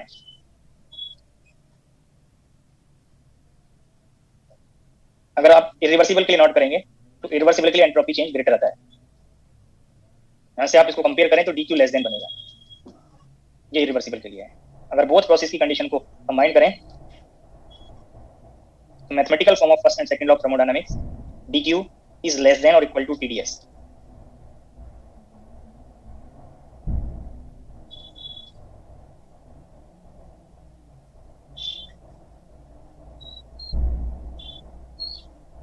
और इसी पार्ट से जब लार्ज ये फाइनेटिसिमल प्रोसेस के लिए हिंट किया, और जब इससे लार्ज प्रोसेस के लिए आप चेंज इन एंट्रोपी फाइंड करेंगे, तो जो स्टेटमेंट मैंने आपको यहाँ पे नोट कराया है, जो पहले चेंज इन एंट्रोपी के डेफिनेशन के टाइम पे हिंट हो गया है, ये फिर से आप यहाँ पे चाहें तो सेकंड लॉ ऑफ थर्मोडायनामिक्स के लिए यूनिवर्स के एंट्रोपी चेंज जो अभी स्टेटमेंट बताया वो आप नोट कर सकते हैं.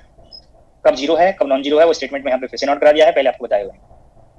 सिस्टम के लिए एंट्रोपी इंक्रीज भी हो सकती है, डिक्रीज भी हो सकती है, अनचेंज भी रह सकती है, बट सराउंडिंग के लिए कभी डिक्रीज, इसके यूनिवर्स के लिए कभी डिक्रीज नहीं करेगी. सिस्टम के लिए इंक्रीज हो सकती है, डिक्रीज हो सकती है, सराउंडिंग के लिए इंक्रीज डिक्रीज कुछ भी हो सकती है, कांस्टेंट हो सकती है, बट यूनिवर्स के लिए कभी डिक्रीज नहीं है.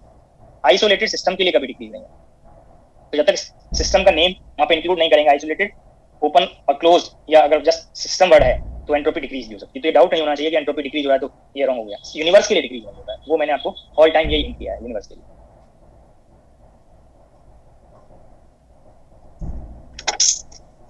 शिट.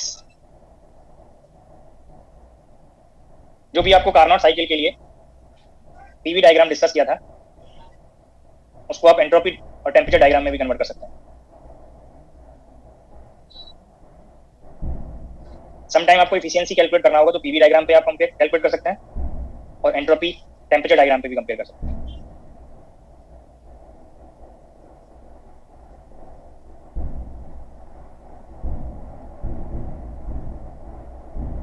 तो ये डायग्राम अभी आपको डिस्कस किया था इसके डेरिवेशन पार्ट के लिए, ये सारे पॉइंट्स जो आपको यहाँ पे बताएं, आइसोथर्मल प्रोसेस क्या है, एडियाबैटिक प्रोसेस क्या है, ये सब वहाँ पे नोट कर देंगे.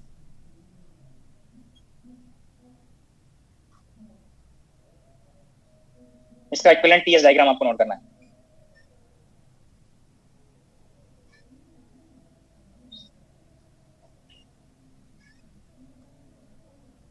ये आइसोथर्मल प्रोसेस बताया था, आइसोथर्मल एक्सपेंशन है। अभी आपको ये सेकंड ऑफ थर्मोडायनामिक्स का मैथमेटिकल फॉर्म बताया है, dq। अगर आपको q1 कैलकुलेट करना हो, heat taken by working substance, integral dq for process ab, यही पार्ट को आप एंट्रोपी चेंज से फाइंड कर सकते हैं। ये टोटल प्रोसेस भी रिवर्सिबल है और इंडिविजुअल प्रोसेस भी यहाँ पे रिवर्सिबल है। तो ए टू बी प्रोसेस के लिए आप यहाँ पे कंपेयर कर सकते हैं कि टेम्परेचर T1 पे कांस्टेंट है। इंटीग्रल TdS अगर ये कांस्टेंट नहीं होता तो इसको आप नोट कर सकते थे area under that TS diagram, but ये कंडीशन है कि S इंडिपेंडेंट एक्सिस पे होना चाहिए। ये पॉइंट आगे जब कोई और डायग्राम TS डायग्राम में शेप दिया होगा तो इजीली ये आप डेफिनेशन यूज कर सकते हैं। ये आप सभी को क्लियर रहेगा जो मैंने स्टेटमेंट बोला, area under the curve on TS diagram. जो भी पीवी डायग्राम के लिए मोर टाइम आपको स्टेटमेंट हिंट किया, इसमें आपको ये आइडिया होना चाहिए कि जब आप इंटीग्रेशन पढ़ते हैं तो उसका फिजिकल सिग्निफिकेंस मैं यहाँ पे यूज कर रहा हूँ। और एरिया में फिर से आपको यूनिट नहीं चेक करना कि एरिया का यूनिट मीटर स्क्वायर आना चाहिए। इस टीएस डायग्राम में जस्ट न्यूमेरिकल वैल्यू फाइंड करने के लिए ये आपको एरिया वाला कांसेप्ट लेना है। ये पॉइंट क्लियर रहेगा सभी को? yes, अब इस पर्टिकुलर डायग्राम में क्योंकि टेम्परेचर T1 कांस्टेंट है और ये integral ds, these two point पे एंट्रोपी चेंज से भी फाइंड कर सकते हैं। बी पॉइंट पे एंट्रोपी SB और ए पॉइंट पे एंट्रोपी SA। अगर ये एंट्रोपी की वैल्यू दी होगी तो इस पार्ट से फाइंड कर सकता है। बट यहाँ पे अब आपको कंफर्म है कि आइसोथर्मल प्रोसेस है तो इस टेम्परेचर डायग्राम में टेम्परेचर एक्सिस के लिए ये वैल्यू कांस्टेंट है। सभी को कंफर्म हो गया ये बात? आइसोथर्मल प्रोसेस है, टेम्परेचर कांस्टेंट है। ए बी प्रोसेस मैंने यहाँ पे शो कर दिया। कैसे कैलकुलेट करना है ये Q1 आप ये डेफिनेशन यूज करके फाइंड कर सकते हैं। और इसी में अभी आपको ये बताया कि एरिया अंडर द कर्व, तो एरिया अंडर द कर्व आप ये कर्व का एरिया फाइंड कर सकते हैं। ये रेक्टेंगुलर शेप बन गया और ये एरिया आप निकाल सकते हैं। बी पॉइंट पे एंट्रोपी SB और ए पॉइंट पे एंट्रोपी SA, तो ये एरिया आप कैलकुलेट कर सकते हैं। Q2 आपको अगर कैलकुलेट करना है तो फिर से आप इंटीग्रल dq अप्लाई करेंगे। आइसोथर्मल प्रोसेस CD के लिए आपको ये फाइंड करना है, C से D पे जा रहे हैं, बट फिर से एंट्रोपी TdS पार्ट से फाइंड करेंगे और टेम्परेचर T2 पे कांस्टेंट है, integral ds T2 SD minus SC, ये पार्ट आप फाइंड कर सकते हैं। अब यहाँ पे these टू पार्ट में आपको कंफर्म है T1 T2 में T2 वैल्यू लोअर है। सभी को कंफर्म है ये पार्ट, आपको पहले नोट भी कराया हुआ है कि T1 is greater than T2। तो T2 फिर से कांस्टेंट लाइन आपको ड्रॉ करना है, straight line, but T1 value से लेस में आए। ये T1 के लिए और ये T2 के लिए। अब ये जो पार्ट है यहाँ फिर से एरिया अंडर द कर्व आप यूज कर सकते हैं। अब की बार आपको यहाँ पे ये एरिया यहाँ पे इंक्लूड होगा।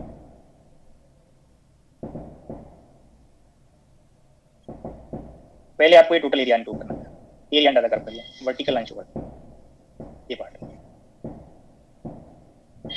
ए बी प्रोसेस के अंडर का एरिया मैंने ग्रीन से शो कर दिया और C टू D प्रोसेस के अंडर का एरिया आपको मैंने रेड से शो किया।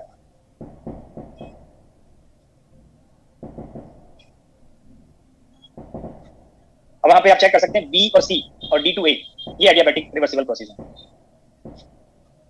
B, C and D, A are reversible adiabatic process.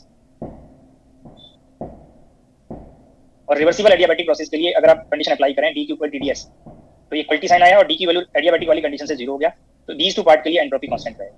Entropy अगर प्रोसेस इरिवर्सिबल है जरूरी नहीं कि कांस्टेंट रहे, क्योंकि आपको मैंने हिंट किया सिस्टम के लिए इंक्रीज हो सकता है, डिक्रीज हो सकता है, यूनिवर्स के लिए 0 आता है, तो आइसोलेटेड सिस्टम के लिए 0 बनेगा। तो ये पार्ट आपको मैंने यहाँ पे हिंट कर दिया। तो वर्किंग सब्सटेंस के लिए भी यहाँ पे ये पार्ट जब एडियाबैटिक रिवर्सिबल प्रोसेस लेंगे तो ये कांस्टेंट आएगा। और B से C पे जा रहा है और B से C पे जाने पे वॉल्यूम इंक्रीज हो रहा है, तो एक्सपेंशन पार्ट में जो एंट्रोपी होगा वो इंक्रीज करेगा। वो आप चेक भी कर सकते हैं, जो रेशो पार्ट आ रहा था वो ln V/VC पार्ट आता है, तो वहां से आप इसको चेक कर सकते हैं, या आप टेम्परेचर्स को कनेक्ट करके चेक कर सकते हैं। तो यहाँ से ये जो वैल्यूज हैं टेम्परेचर पार्ट से रिलेट कर लेंगे, तो दीज पार्ट से आपको कंफर्म रहेगा कि ये एडियाबैटिक रिवर्सिबल प्रोसेस को वर्टिकल लाइन से एंट्रोपी कांस्टेंट किया कन्वर्ट कर। इंडिविजुअल पॉइंट्स पे आप एंट्रोपी को चेक कर सकते हैं कि A से B पे जाने पे एंट्रोपी इंक्रीज होगा, B से C पे जाने पे इंक्रीज होगा, डिक्रीज होगा, C से D पे जाने पे। तो ये इस पीवी डायग्राम के इक्विवेलेंट जो यहाँ पे TS डायग्राम बनेगा वो रेक्टेंगुलर बन गया। बट मैं आपको एक बार ये हिंट कर दूं कि जरूरी नहीं कि ऑल टाइम आपको ये जब प्रॉब्लम में आप इनको TS डायग्राम को फेस करेंगे तो जरूरी नहीं कि ऑल टाइम आपको रेक्टेंगल ही हो, कोई भी शेप हो सकता है। बट उसमें आपको अगर एफिशिएंसी फाइंड करना हो या Q1 Q2 फाइंड करने हो तो ये मेथड जो आपको मैंने यहाँ सजेस्ट किया है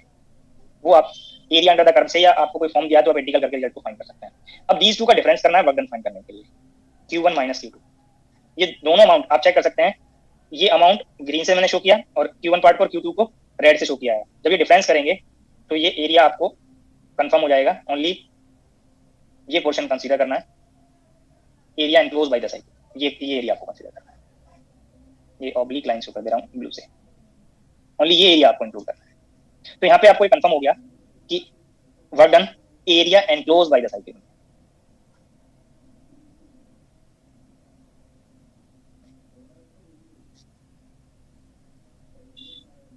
तो इस पर्टिकुलर कैसे कैलकुलेट करना है वो मैंने हिंट कर दिया, बट इस पर्टिकुलर डायग्राम के इक्विवेलेंट टीएस डायग्राम में अगर आपको इफिशियंसी कैलकुलेट करना है तो पीवी डायग्राम पे efficiency work done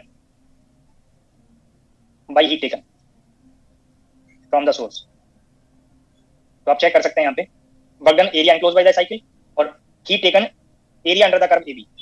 same meaning यहाँ पे है, हीट टेकन एबी प्रोसेस के अंडर का एरिया आपको यहाँ पे आ जाएगा। तो यहाँ पे area enclose by the cycle, तो दीज एरियाज को कंपेयर करके आप रिजल्ट फाइंड कर सकते हैं। कैसे कैलकुलेट करना है वो आपको यहाँ पर हिंट कर दिया, heat taken area under the curve AB. मैंने इसको रेफरेंस लेके हिंट किया है, जिस प्रोसेस में सोर्स से हीट टेकन हो रहा होगा उस प्रोसेस के अंडर का एरिया आपको कंसीडर करना है। ये जो पॉइंट मैंने अभी यहाँ पे एक्सप्लेन किए हैं सभी को कंफर्म रहेंगे? बोलिए। Yes, sir. Yes. Page number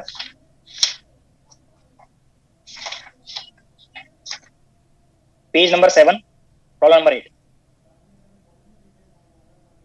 page number 7, problem number 8।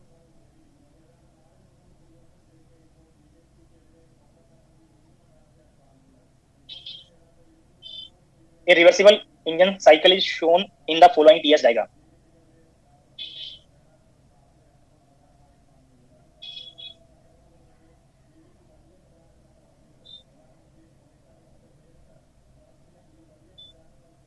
ये आपको TS डायग्राम में साइक्लिक प्रोसेस शो किया हुआ है। इसके लिए टेम्परेचर 2T1, इस पॉइंट के लिए टेम्परेचर T1, इस पॉइंट के लिए एंट्रोपी S1, इस पॉइंट के लिए एंट्रोपी 2S1 और इस पॉइंट के लिए एंट्रोपी 3S1। बट यहाँ पे आपको efficiency of heat engine find करना है और ये कहीं कंफर्म नहीं है कि कहाँ पे हीट ट्रांसफर है, कहाँ स्टेटमेंट में कहाँ पे हीट रिजेक्शन है। तो आप ये डायग्राम से चेक कर सकते हैं। अगर मैंने ये पॉइंट को ए नोट कर दिया, इसको बी, इसको सी, जो डायग्राम में हिंट नहीं दिया है, तो आप चेक कर सकते हैं अगर किसी सिस्टम को आप हीट प्रोवाइड करेंगे तो उसका एंट्रोपी इंक्रीज होगा। ये बेसिक पार्ट में आपको मैंने बता दिया चेंज इन एंट्रोपी के डेफिनेशन के टाइम पे। ये आपको इस डेफिनेशन से मैंने हिंट दिया dQ/T से कि ये वैल्यू अगर पॉजिटिव होगा तो एंट्रोपी इंक्रीज करेगा। जैसे इसका अपोजिट पार्ट आप चेक कर सकते हैं, अगर ये अमाउंट पॉजिटिव आए तो ये heat taken by working substance होगा। ये पॉइंट क्लियर हुआ सभी को? अगर ये नेगेटिव आए तो heat rejected by working substance होगा। तो आप इजीली चेक कर सकते हैं अगर ए से बी पे जा रहा है तो एंट्रोपी इंक्रीज हो रहा है। एंट्रोपी इंक्रीज हो रहा है वर्किंग सब्सटेंस का कब होगा? जब उसको हीट प्रोवाइड कर रहे होंगे। तो यहाँ पे heat taken by working substance है ए टू बी प्रोसेस के लिए। सभी को क्लियर हुआ? बी टू सी के लिए भी एंट्रोपी इंक्रीज हो रहा है, तो ए टू बी और बी टू सी के लिए heat taken by working substance है। बट अगर आप सी से ए पे आए तो आप चेक कर सकते हैं एंट्रोपी 3S1 से S1 हो गया, एंट्रोपी डिक्रीज हुआ।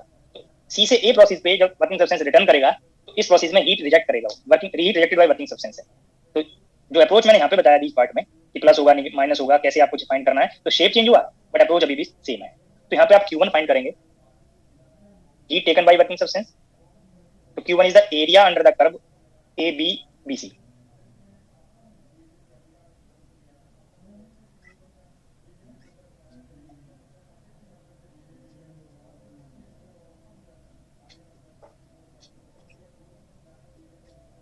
Area under the curve AB plus BC। Q2 heat rejected by working substance।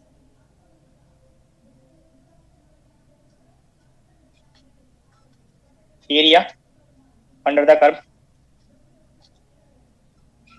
CA।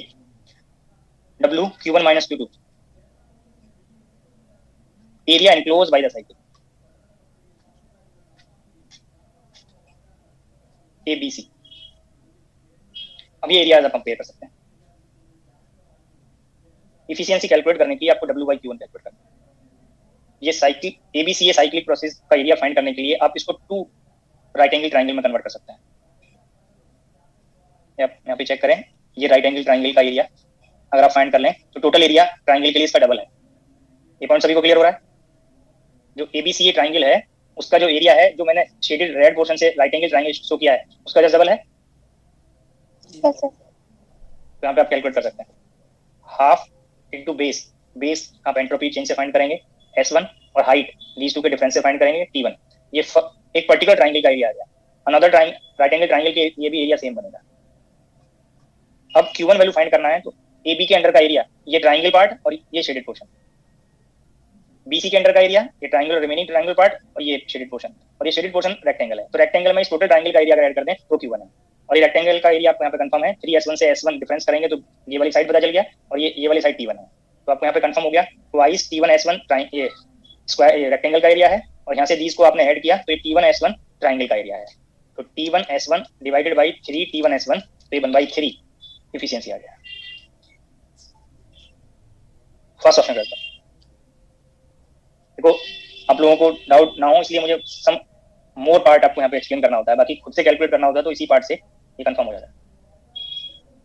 तो इसका बेनिफिट लीजिए आप, इसको जरूर, जो मैं नोट कराता हूँ थ्योरी पार्ट में या प्रॉब्लम के थ्रू, तो जरूर एक बार पढ़ लिया करें। पढ़ेंगे नहीं तो आप अपनी मेमोरी, अपने नॉलेज, खुद पहले की नॉलेज से आप प्रॉब्लम सॉल्व करेंगे तब आपको डाउट आएंगे, मिस्टेक्स होंगे। नेक्स्ट प्रॉब्लम नोट करें।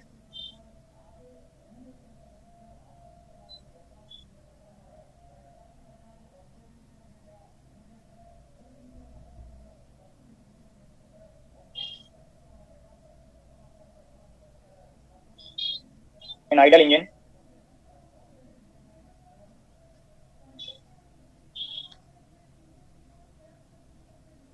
takes 1000 calories of heat at 627 degree centigrade from source and rejects some part of this heat or it to the sink at 27 degree centigrade. Find the efficiency of heat engine and work done per cycle.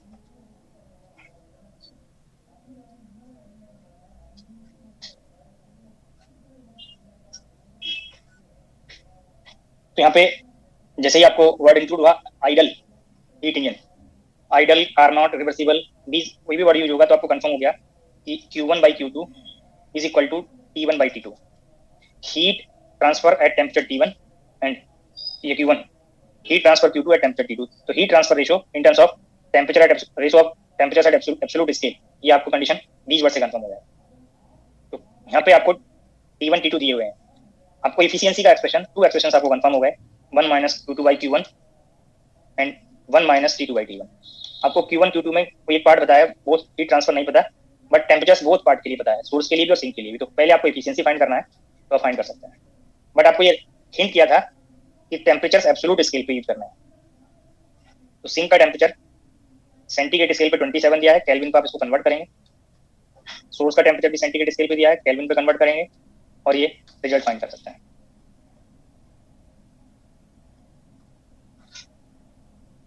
अब चाहे तो ये particular expression use करके Q1 value दिया है, T1 T2 दिए हैं, Q2 calculate कर सकते हैं, या आप डायरेक्ट भी इफिशियंसी के एक्सप्रेशन को यूज करके वर्क डन फाइंड कर सकते हैं, क्योंकि इफिशियंसी आपने यहाँ पे कैलकुलेट कर। जब डायरेक्ट ये वर्क डन फाइंड करना होगा तो ये फॉर्म आप यहाँ पे प्लेस कर सकते हैं।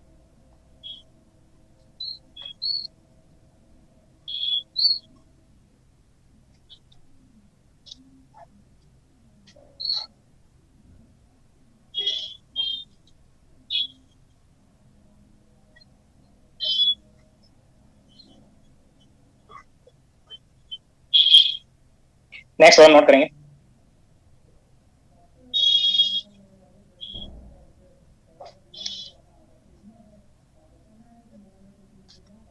A reversible heat engine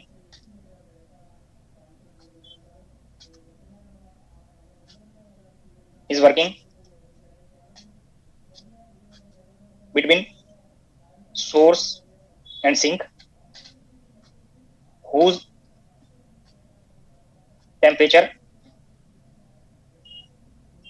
difference is 75 degree centigrade. If it takes heat 746 joule of heat from source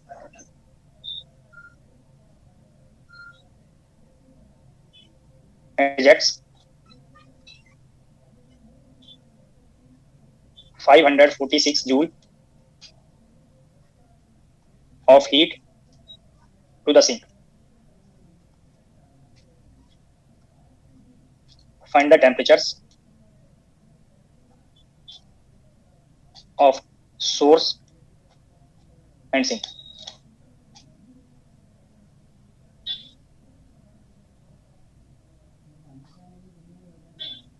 यहाँ पे आपको हीट ट्रांसफर की वैल्यूज गिवन है, सोर्स और सिंक के टेम्परेचर का डिफरेंस दिया है और सोर्स और सिंक के टेम्परेचर फाइंड करना।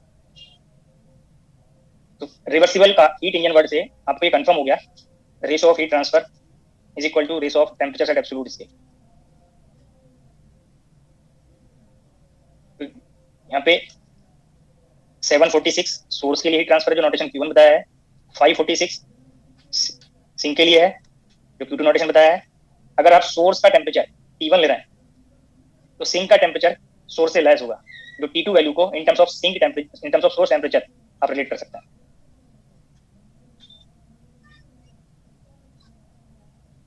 अब इस रिलेशन को सिंप्लीफाई करके आप सोर्स का टेम्परेचर फाइंड करेंगे और सोर्स और सिंक के टेम्परेचर में 75 डिग्री सेंटीग्रेड का डिफरेंस है, तो आप सिंक का टेम्परेचर भी फाइंड कर सकते हैं।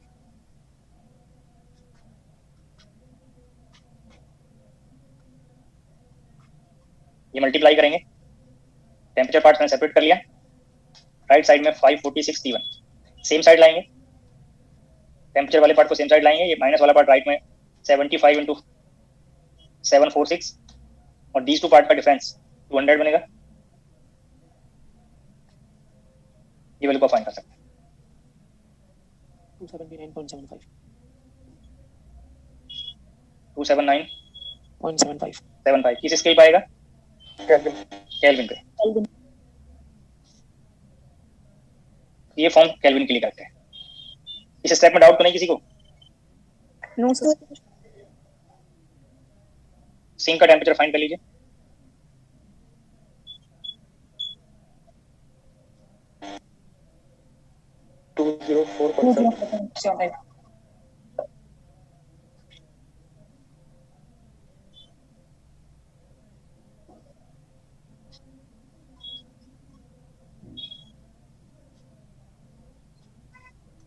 अगर सेंटीग्रेड स्केल पे फाइंड करेंगे तो यहाँ से 273 डिफरेंस कर देंगे। ऑप्शन में कोई भी स्केल हो सकता है। बाकी नेक्स्ट लेक्चर में डिस्कस करेंगे।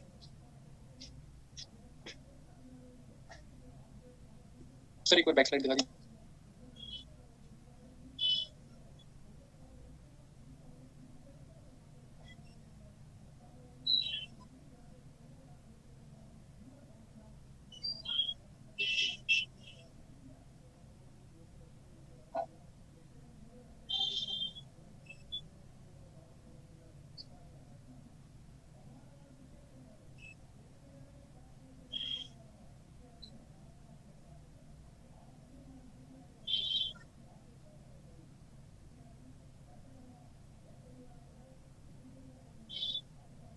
सर एक डाउट है।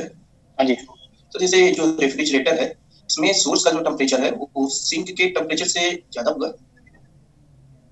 हीट इंजन में भी वही पॉइंट नोट किया है मैंने और रेफ्रिजरेटर में भी। ये देखिए, हाँ हीट इंजन में तो कंफर्म है सर, मैं शायद नोट नहीं किया था।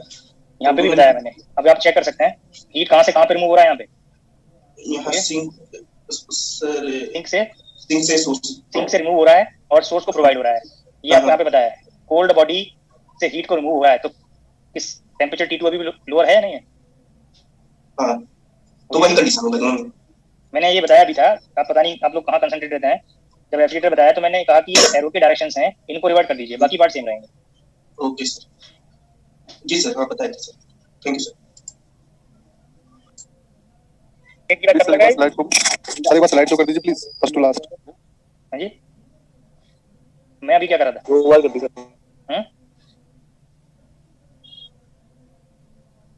अब क्या बोल क्या नाम था? अवधेश नाम था शायद, है कुछ और जो स्लाइड के बोले थे।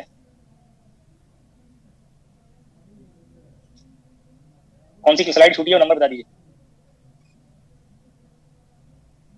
सर 18 शो कर दीजिए एक बार।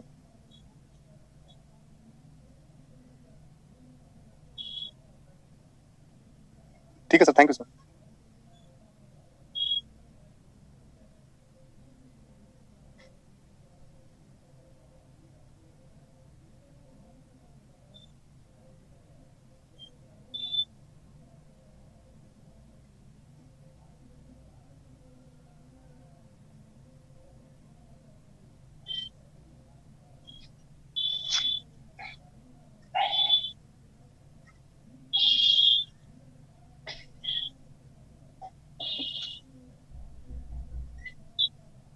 पूछना है किसी को कुछ?